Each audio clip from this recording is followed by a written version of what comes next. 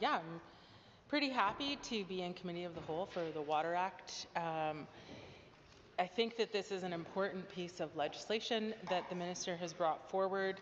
And, you know, the Minister's direction in both the mandate letter and just, you know, previously has clearly been around making more water available.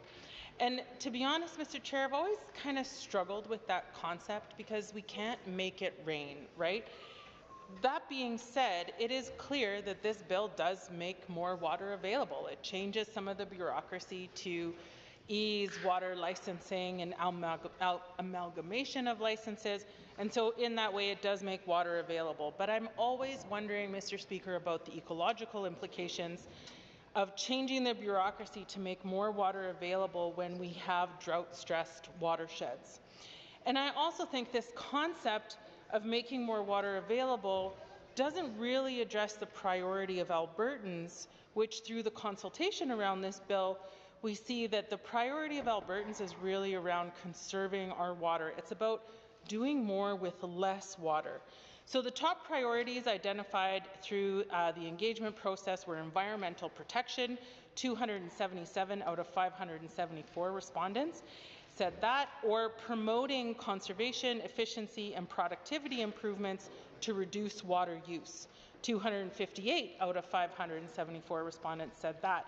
And this bill doesn't really address those priorities. In addition, the engagement found strong cross-sector support for establishing and maintaining in-stream flow needs and water conservation objectives for all rivers, with water conservation objectives as a key policy tool. Again, this bill doesn't adequately address those priorities of Albertans. And so with that, I do have an amendment. Well, I have two, but we'll start with the first one. Oh wait, I should. Oh, you know what? I'll just. So this First Amendment is pretty simple.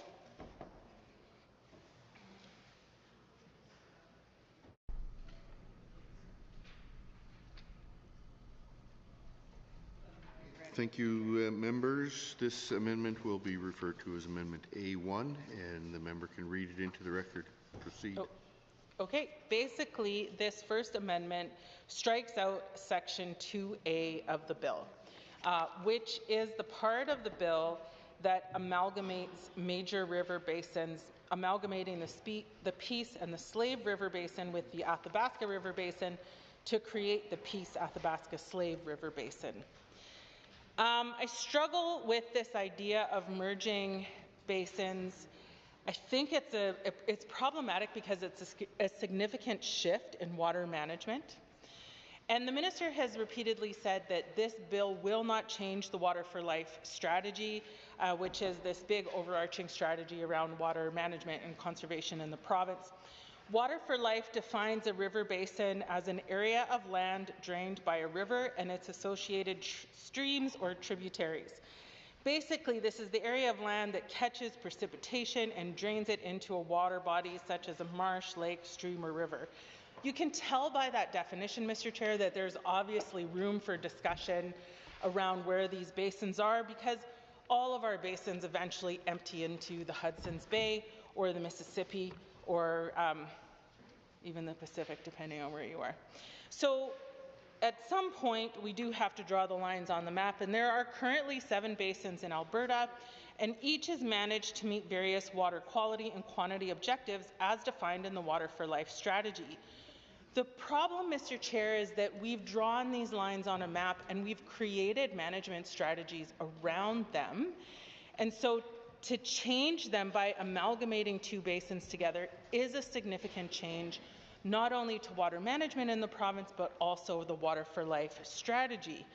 So Water for Life uses water basins to accomplish a few different objectives. First, there's a long-term strategy to understand the state of the quality and quantity of all surface water that is supplied in all major basins. There's objectives around defining watershed planning and advisory councils, which are based at the watershed basin level, these are multi-stakeholder councils that work with government in an adaptive management cycle of basin planning and evaluation. These WPACs do what's called State of the Basin reports, where they basically analyze all the data and provide recommendations to meet water conservation objectives and other needs in the watershed. The water basins also provide an index based on total loading of a river reach or basin for point source discharges. This is particularly important in the north, Mr. Chair, where we have the highest level of industrial activity, where discharges are a bit of a challenge in some particular areas. And also water basins are created to understand the state of the quality and quantity of all surface water supply. So if we're talking about merging basins, we're actually talking about merging all of that information. And that could be problematic because systems and reports and stakeholders already exist that have been looking at it as two river basins. So this is the reason why consultation is so critical on this particular idea of merging basins. The most recent Water for Life progress report that I could find was dated 2008 to 2011. I sure wish there was more progress reports on Water for Life. That's maybe perhaps a subject for another day. But this progress report speaks to updating water quality programs to support source water protection information and planning. WPACs from across the province incorporated source water protection into their reports and strategic plans. It's a little unclear what happened to this work or where it ended up. And to be honest with you, Mr. Chair, until this bill came out, I've never heard anybody talk about the need to merge these two basins before. Water conservation objectives have been set for the Lesser Slave Basin, and in 2018, the Athabasca River Basin released a roadmap for their water conservation objectives. And so now these two basins are being proposed to be combined. Does that mean that these water conservation objectives will be combined? What about in areas where they disagree? Who or which plan will supersede the other? Will a whole new water conservation plan need to be made? That feels redundant, given that there's two that already exist. Water conservation objectives contain a greater degree of social considerations in the determinations than do in-stream objectives or minimum flows. The bill does make reference to minimum flows, but in a later section.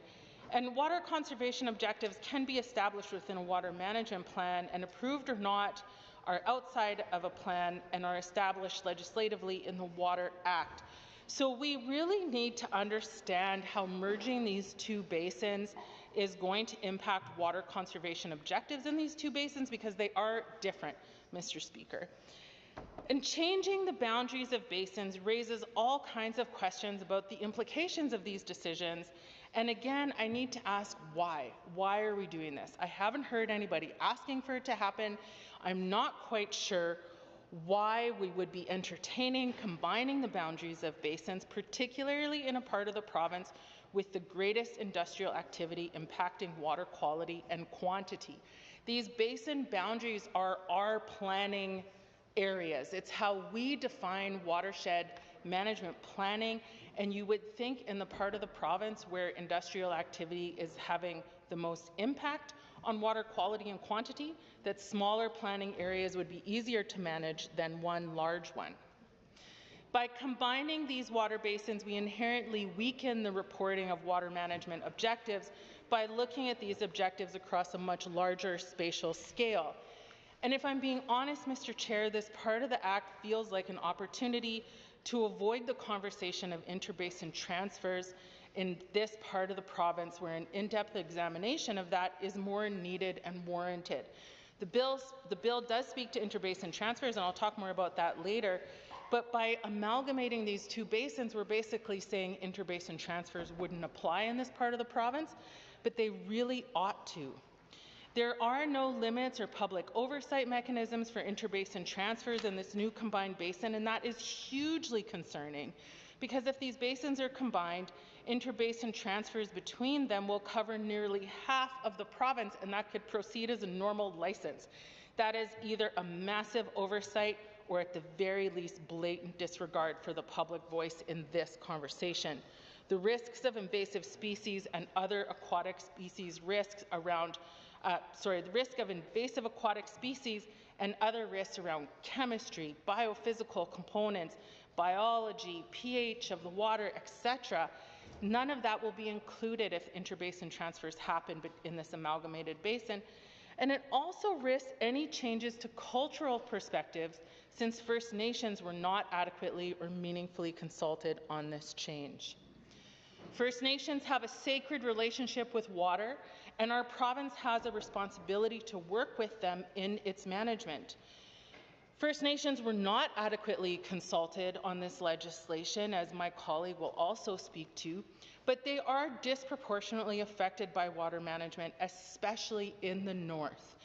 In this House, in the 2.5 years that I've been in this House, on multiple occasions, we have debated and asked questions in question period about pollutants from industrial operations that are downstream disproportionately affecting First Nations communities more than non-Indigenous communities. So whether that's the Curl spill that we debated quite heavily in the first year, which the AER did a just abysmal fine on, or whether it's just oil sands tailings in general, we know that First Nations communities are disproportionately affected. They should have been disproportionately consulted, conversely, but like in a positive way. We know that pollution leads to higher levels of cancer downstream from tailings ponds. We know that water quantity is critical for First Nation drinking water access. It still breaks my heart to think that not every Albertan can turn a tap on and drinking water comes out. And we really have First Nations communities that are forward-thinking, multi-generational, and we really need to learn from them. We need to consider that consultation is not an email. The Aboriginal Consultations Office protocol for consultation is woefully inadequate, not just when it comes to water, but pretty much everything. And we need to really consider that working with First Nations is not a box-ticking exercise, Mr. Chair. It is an opportunity to make legislation and regulation better. Consulting with First Nations is an important part of truth and reconciliation, and it's integral to braiding knowledge to create a path forward that is more holistic, sustainable, and that really involves all Albertans in the management of our watersheds. We have things to learn from First Nations, Mr. Chair, and meaningful consultation is an integral part of that. As I mentioned in my opening comments to this bill, the Mackenzie River Basin Transboundary Water Master Agreement also applies here. This agreement commits all 6 governments working on it to work together more closely to manage the water resources of the whole Mackenzie River Basin. The agreement makes provision for neighbouring jurisdictions to negotiate bilateral water agreements, like for example Alberta and Northwest Territories, to address water issues at jurisdictional boundaries on transboundary streams and to provide parameters on the quality, quantity, and flow of water. The parties are committed to managing the water resources in a manner consistent with the maintenance of ecological integrity of the aquatic system. Aquatic ecosystem means the interacting components of air, land, water, and living organisms, including humans, that relate to the resources of the Mackenzie River Basin. It also speaks to merging the use of the water resources in the use of water resources in a sustainable manner for present and future generations. The right of each to use or manage the use of the water resources within its jurisdiction, provided such use does not unreasonably harm the ecological integrity of the aquatic ecosystem in any other jurisdiction, providing for early and effective consultation, notification, and sharing of information on developments and activities that might affect the ecological integrity of the aquatic ecosystem in another jurisdiction, and resolving issues in a cooperative and harmonious manner. I think that combining these 2 basins does violate the Mackenzie River Master Agreement, Mr. Speaker, because there are going to be risks to the ecological integrity of the aquatic ecosystem by not having any oversight on potential interbasin transfers. I also think that the risk exists to the aquatic ecosystem in that First Nations communities haven't been adequately consulted on this change, and they are a part of the aquatic ecosystem in northern Alberta. And I also just am concerned that the resources required to merge all of our existing plans and efforts into one single basin will not increase protection of our watersheds, but actually decrease any certainty around protection that we have. And so with that, I look forward to hearing the comments back from the minister, and I propose that we not merge these two northern basins into one.